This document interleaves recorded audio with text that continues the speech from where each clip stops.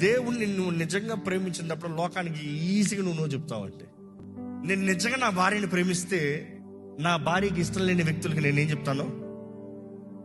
Good bye.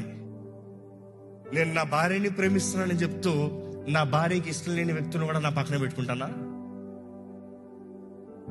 ఈరోజు చాలా మంది దేవుని ప్రేమిస్తున్నానని చెప్తూ దేవునికి ఇష్టం లేని వారిని కూడా పక్కనే పెట్టుకుని ఉన్నారు. I'm challenging you, if you really love God because you want God more, you will say no to them. లోకాన్ని నువ్వు ధైర్యంగా చెప్పగలుగుతా, I'm sorry, because you have to choose either one. రెండు అవ్వవు. దేవుడు చెప్పిన రీతిలో జీవం, మరణం, ఆశీర్వాదం, శాపం నీ ముందు ఉంది. ఏది కావాలో కోరుకో. భూమి ఆకాశం నీ సాక్షులు, వాటి సాక్షులు. They are the evidence.